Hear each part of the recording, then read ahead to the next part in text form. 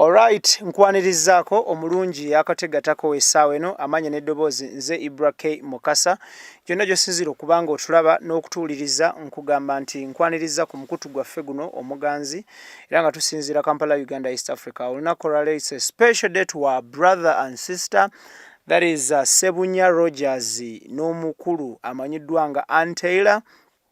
Both of them are media personalities operating on different media platforms, that is SB4 aweereza ku mukutu gwe SB4, then Taylor nakola ku mukutu ogumanyiddwa nga Urban and Bukede TV, that is under Vision Group group of companies, media group of companies mu industry area.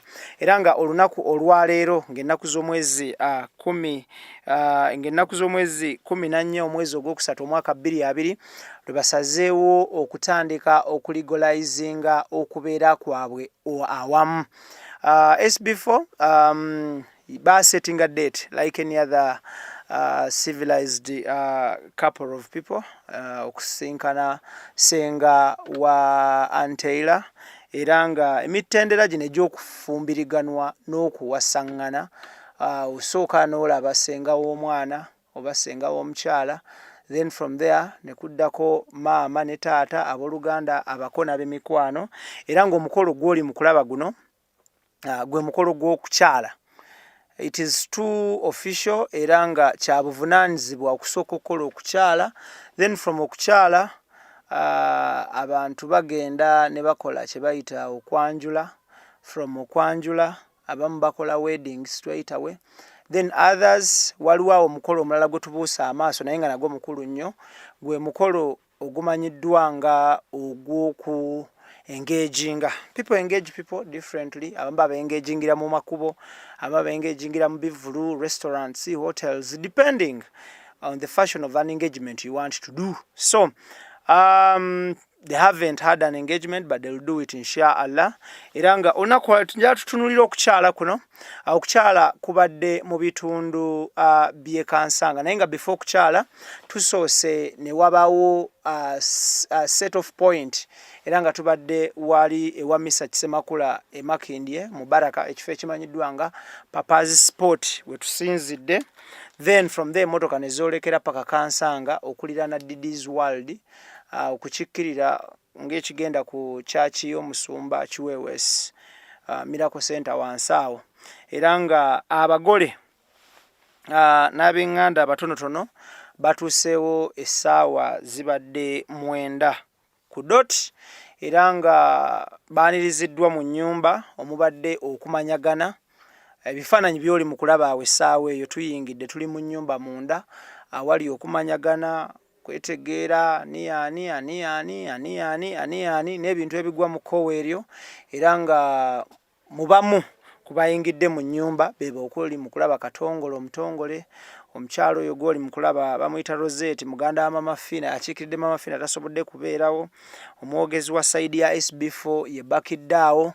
So embeera ya mu nnyumba, era nga situweyitawe mu nnyumba muno omukolo ogusoose gubadde gwa kumanyagana, kwebuuzaako, kwesika mu mikono. Nobaliza weewaawo tuli bakkiririza mu Katonda, amiina.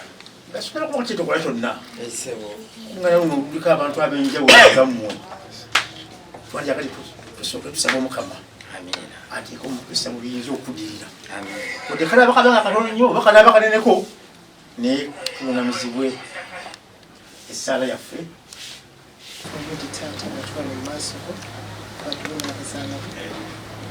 kama tukwebaza olunaku luno osobodde okubatambuza tuwaire bonna byetugenda okukola olwaleero Mukama ebe nga bikwesa ekitiibwa, era tusaba byonna ebi bya mukisa ebi bya mulembe wagamba wala bayiwe kiri ekirungi abooluganda okubeera awamu.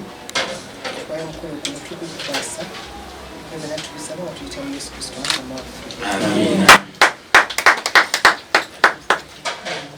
nga tumaze okweraga eri Omukama njala buli omu afune watu tulina bufuzi buwatutule okulumalako kyandibadde kyangu, naye mu njogera zaffe eza Buganda mwayingiramu ebigambo ebimu nga bireeteddwa bannabyabufuzi. kubanga lwe yagamba munne nti ojja kugenda mumpi n'agamba asijja kugenda gujja okugenda naye owo yagenda twamulaba naye nno ssebo taata kusooka kwa byonna fetuli bazzukulu bakasujja ebusujja ab'eddirengeye katuzze okubakyalirako obuuyi buno nga bwotukakasizza ni mu nnyumba temuli kkubo era mukulu tukakasa nti emboozi endagiriza egwana bayomba naye tetutudde ewamu emboozi eneegwa amakerenda sebo tweyanze getwaniriza wamu ne bakulu banno naye bwetutuuka ate mu nnyumba eno oluusi naffe tumanya ku byenjawulo ebiri mu kitundu mukulu nga wadde tetunnabugumya mbooga ate tugamba nti mulumaleeko kiba tekijja tuwoomera nnyo tusaba tugira tubeerawo. Then omukolo ogwokubiri munda gwe gw'okulya era mu mukolo guno ogw'okulya nga tegunnatuuka wasoose ne wabeerawo moment y'okupozinga ebifaananyi posing for pictures, for images or photography or diagrams. Choyinza okuba nga okiyita either it's a diagram, a photo or a picture or an image. Then yembeera gy'oli mu kulaba nga SB4 bamukuba ebifaananyi ne mwana munne. Then nga nkugjayo eyo kankutwale mu mbeera y'okulya. Omuko bamugabudde oluwombo nga bwe kali akalombolombo k'emikolo gy'okukyala oba okwanjula bamuwa oluwombo lulamba temubaamu munnyo. Kineewunyisiza ekyo n'akalya ku mpombo z'abantu nga 10 naye buli gwembuuza lwaki oluwombo tebaluteekamu munnyo abantu babeera bakubuzaabuza. But anyway so yembeera eyo kulya kunywa ate ngera still mu mbeera y'okulya nsaba nkuggyeko mu nnyumba munda kubanga okulya kubadde kwa mirundi 2 abagenyi abatayingidde munda bebeewaka be baayise ab'ewaka ababaddewo bo baliridde mu tenti era embeera yo nsubira oli mu kugiraba abagenyi b'ewaka abaana b'ewaka banyina ne banyina b'ewaka abooluganda ab'ewaka akojja abo basengasenga abalala abo baliridde bweru mu tenti awo akamere nga kakaka mukawoomu nnyo. So mu mbeera eyo nga nkugjeeyo ku mbeera y'okulya njagala tutunuulire tudde ebweru omugole omusajja afulumye ebweru era nga byebyo bifaananyi by'oli mu kulaba ng'akulembeddwamu bakiddaawo ne kuddako Katongole omutongole wabaddewo omukulu Mcibrah eyali wamu baglaga wabaddewo omukyalo oyo gw'oli mu kulaba atudde ku layini eyo mukyala ekaaliko bamuyise Rosette muganda wa Mama Fiina. Mama Fiina yabadde alina okujja naye tasobodde abadde n'emirimu emitongole ennyo nga gimwetaagisa okubeerawo mu buntu n'asindika omubaka amurepresenting ku mukolo guno era ng'asindise muganda we amanyiddwa nga Rosette gw'oli mu kulaba awo. Maaso awo era waliwo best man wa SB4. Buli muntu kankumenyere buli muntu ekiti kyajjiddemu bakiddaawo ye mwogezi w'omukolo guno mukwano gwa SB4 muganda wa SB4 ate nga blood waffe nnyo nga ffe ab'amawulire kubanga munnamawulire munnaffe aweereza ku radio ate nga promoter w'abayimbi. Then Katongole omutongole mbatongole yatongola batongoza okutongola batongole ava ku Delta TV nga kwotadde ne Beat Farmer era nga azze mu kiti ky'okuba nti mukwano gwa SB4 ate boss wa SB4.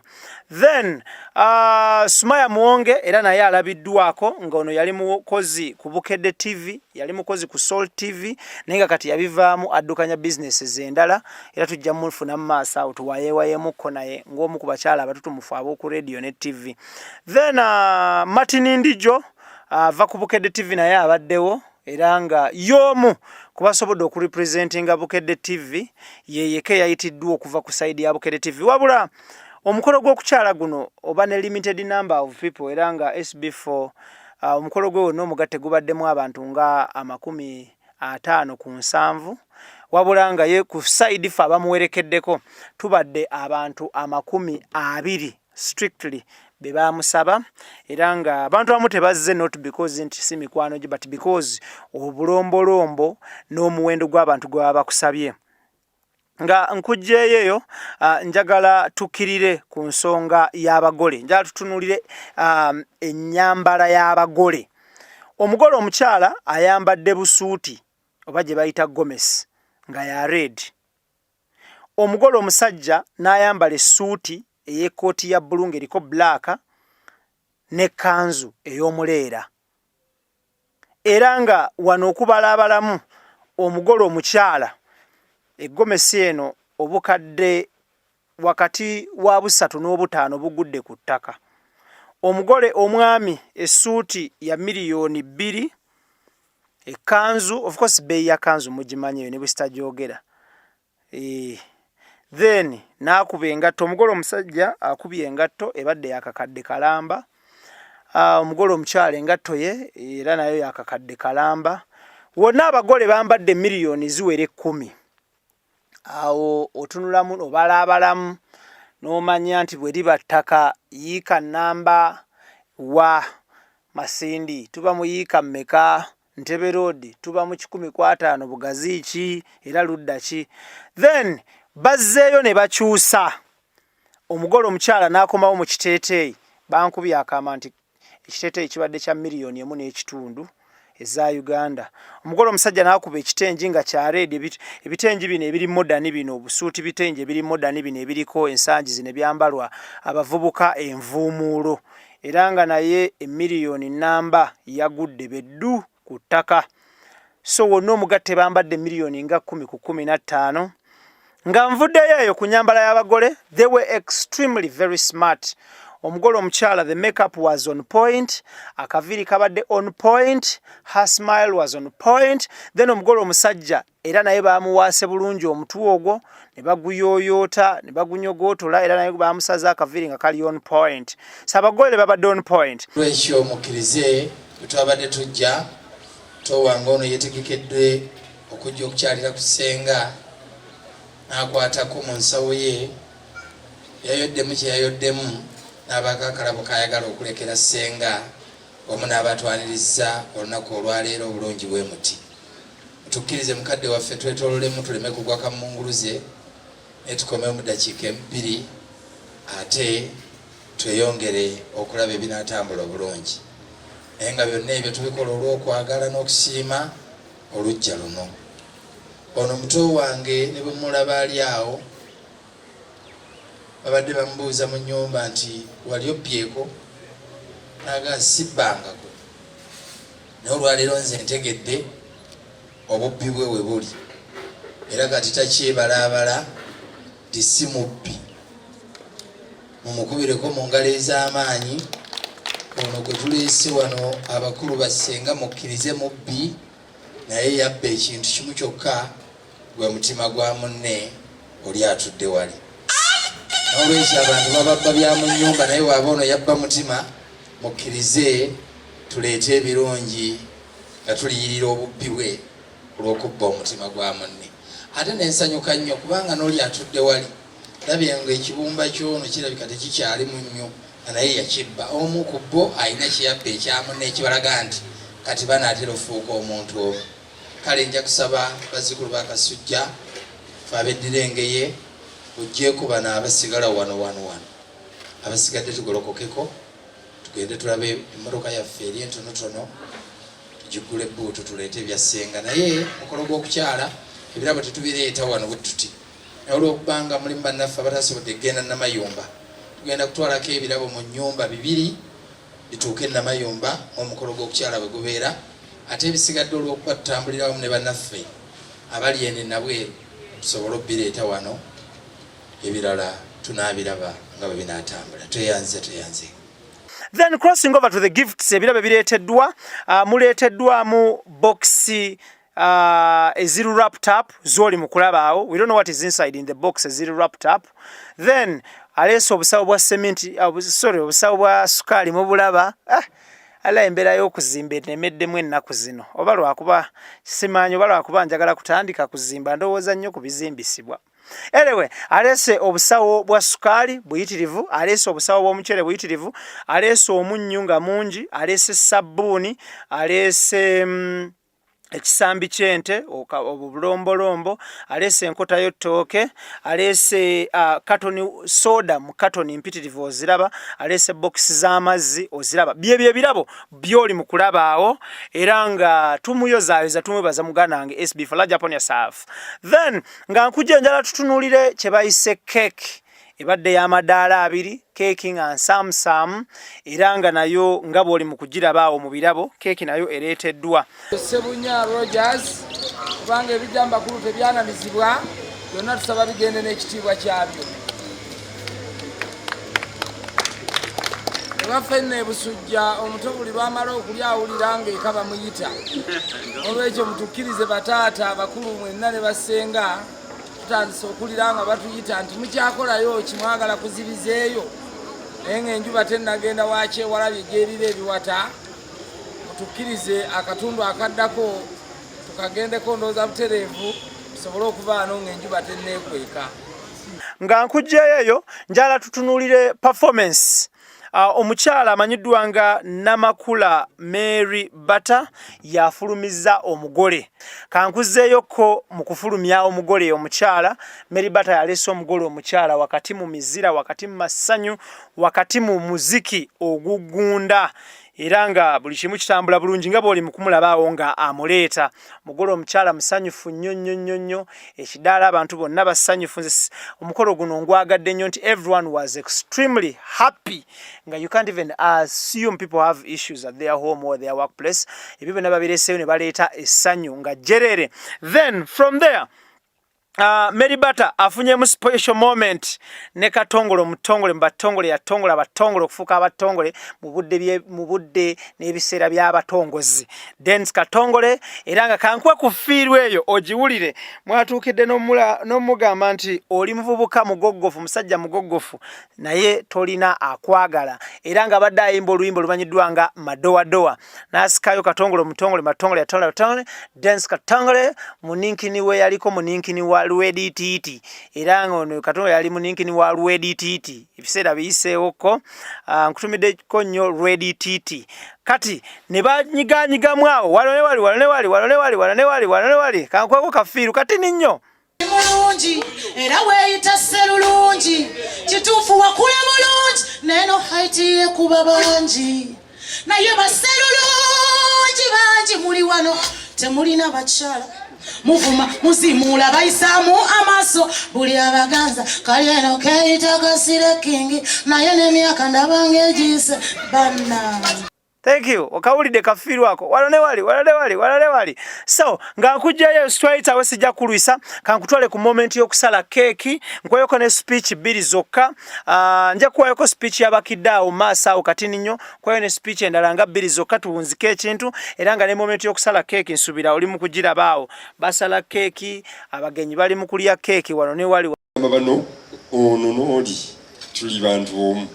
Tuli bawamu tuli ba Luganda tuli ba mukwano mirimu buli kimu kyonna mu butuufu kiba kiswaza nnyo nze obutabeera mu kintu kyabwe naye nsanyuse nnyo I've been surprised kukyala but it's so big it's so like oh my god and thank you so much it's so lovely I think it's a very lovely family I'm so happy for my brother he's been telling me this like Katongole mwana njachikola lumu kati olwo tutandise kano ke kasoose naye waliwo ebirala ebijja ebyakabi byonna tujja bikola era nze mbaagaliza obufumbo obulungi sibaagaliza kufuna mu bizibu byonna nga ffe betusanze munaakya nimbalimba naye Katonda ajja kunnyamba saagala sikutomera eddo ngamba wano ebigambo bya laavu kaakati bannange tuli basanyufu nnyo tetwagala kuzibiza ku buko naye emirimu egyange no gibagamba nkola ku Beat FM as a presenter and a programs director.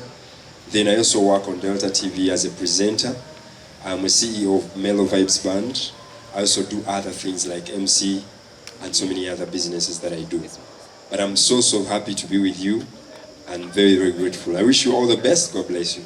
Nsaba tukubireko filime sawa fengale z'amaanyi tuzze okulaba Serebu atuyina Serebu ne Filimo Star. Nze Sendagire Yosefu Bamalia lineekolera kyange n'egy'abalala SB4 mukwano gwange ate mukoddomi wange banze nawasa Vivian Naggayi mwannyina woono kitegeeza mukogwe nkulembedde naye ajja afuna ebirungi nga nange biyampa owenge kale mujange gyenkola nkolera ku radio y'omusumba Honorable yakamaliriza ebibuuzo bya senior 6 Honorable Simatimba Peter eyo nkola program ya kumakya bagiyita zuukuka nkola ne Ssaabawuulu bazannya n'engo ne Nalumyanso kuva ku ssaawa 12 ez'okumakya mpaka ssaawa 4 ate nange nnawuli mulimu bwange obutonotono bwenkola mu budde bwange obw'eddembe naddala olw'omukaaga n'olw'essande mpita mu kampuni emanyiddwa nga Jovi Promotions eyo ntrainingirayo baana ne promotinga n'ebitono ebyagala okuyimba mu ggwanga kale nawetyo tubadde tetuyinza kulekerera muto waffe ono ate muganda waffe ate mukoddomi wange tamuleeta wano tweyanzizza nnyo tusiimye nnyo essanyu lye tufunye wano ebyokulya ebyokunywa byonna z'engalo ze muwulira ennyingi zetubikubira kitulaga omwana waffe mu maaso ekitulaga balira akasira tubagaliza ebisa ebirungi obudde bukiranye situjja kwogera binyimba byobedde okuvadda. Big on yourself, Idris Lukwago. Large upon yourself, Daniel Muga. Big on yourself, Jesus Clement. Large upon yourself, Tennessee Nabulia. Mbagamba batulaba nabatuliriza nti okwo kuchala kwa muganda wange Sebunya Rogers abasinga gomanyenga SB4. Big on yourself, Mama Fina. Large upon yourself, Rosette. Big on yourself, everyone. Abadde alaba omukutu guno, abadde alaba wakono mwebali nyumu bali dala. Tukwatagana omulundi oguddako tusazeewo at least we share love, give back to our brother. Ne kwe kusalawo tuleeteka special program kano okulaba nga tusuusuuta muganda wange because tukoze okukyala kw'abantu, tukoze okwanjula kw'abantu. Why not him? So we decided tuleete wakono mu mulabe naye nga large upon yourself everyone, big on yourself and everyone agoberera omukutu guno. Thank you so much. Mwebale nyumba ddala IBRAH Mukasage manyaga nga yasagena for Uganda mbagamba nti mbere bulungi. See you next time. Love you all.